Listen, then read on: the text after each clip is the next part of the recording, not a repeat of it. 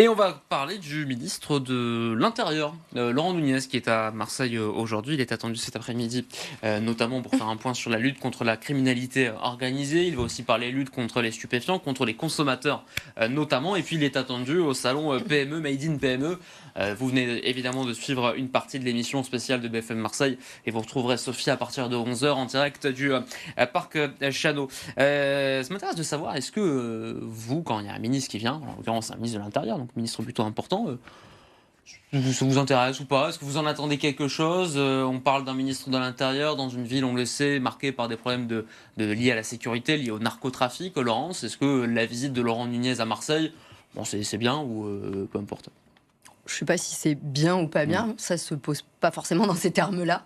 Après, je trouve que c'est bien pour la ville à chaque fois qu'il y a une visite officielle de quelqu'un du gouvernement, parce que ça met un peu la ville en avant. Est-ce que vous pensez que les Marseillais, et vous notamment, vous attendez quelque chose quand il y a une visite ministérielle à Marseille, ou vous vous dites peut-être, bon, c'est que de la com, il vient, il repart, terminé?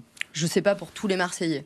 Je pense que ça crée beaucoup de problèmes de circulation en général. Ça, c'est la première chose. Déjà, dans une métropole qui peut être un petit peu compliquée pour ça. Et puis, non, je pense peut-être que sur le tissu économique, par contre, oui, il y a des attentes en général, parce que c'est le moment de faire passer des messages. Mais au-delà de ça, voilà, c'est juste du lien entre le national et le régional.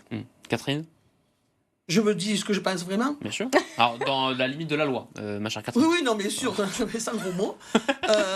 On a notre chère chose qui nous sert de président, qui est venu 50 fois à Marseille, certainement pour voir les matchs de l'OM, parce que la seule chose de bien qu'il a dans sa vie, ce garçon, il adore l'OM. Qu'il adore l'OM. Hein. Bon. On va lui laisser la seule chose d'intéressante qu'il a. Il est venu, il est revenu, il est encore venu.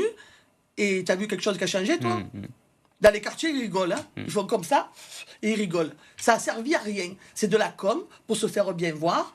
C'est comme quand il lance des numéros verts pour les animaux, tout ça, c'est de la com qui sert à rien. Donc, celui qui vient, la personne ne le connaît, on ne sait pas d'où il sort. Ça sert absolument, pour moi, ça sert absolument à rien, sauf que ça dévalorise Marseille. Parce qu'il vient pour dire qu'à Marseille, comme c'est le gros bordel, il faut qu'il vienne.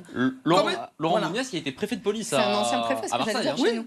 Et alors C'est même une honte qu'ils le disent, parce que vu l'état de Marseille, qui disent « Oh, j'étais préfet de Marseille », on lui dit « Tais-toi, ne le dis pas, parce qu'en fait, tu n'as rien foutu, donc ne le dis pas. » Et en plus, il va venir, et tous les journalistes parisiens, ils vont être très contents de dire « À Marseille, il y a la criminalité, il y a tant de morts par jour, il y a la drogue, il y a ci, il y a ça. » Comme c'est avec à Marseille qu'il y avait ça. Donc en fait, on va passer encore pour des cons.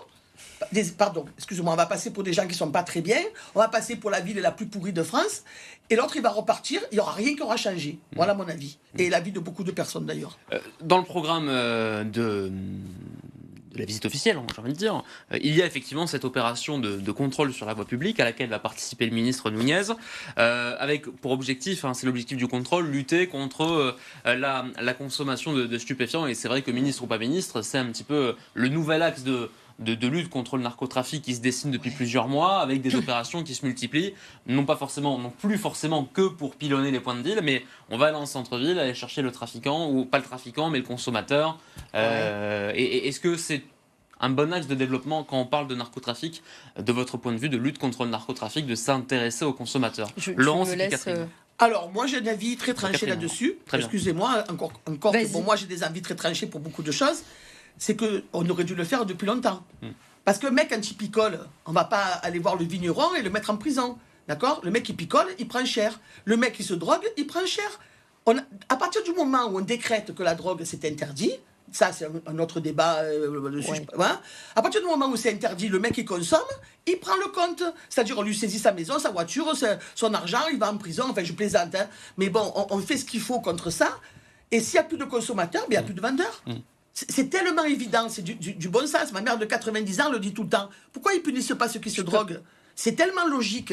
Je pense qu'il y a un sujet économique aussi derrière. Il y a un vrai sujet économique, on le sait tous, c'est une... Oui, on laisse les dealers travailler, comme ça on achète la paix sociale. C'est une forme d'économie, c'est une façon d'acheter la paix sociale. Après, je ne sais pas si ça a un impact, puisque votre question c'est...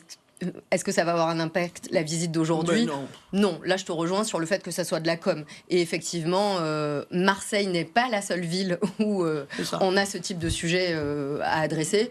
C'est un peu dommage à chaque fois qu'on parle de notre ville pour ça. Il y a tellement d'autres choses qui s'y passent de bien plus positifs. Après, sujet.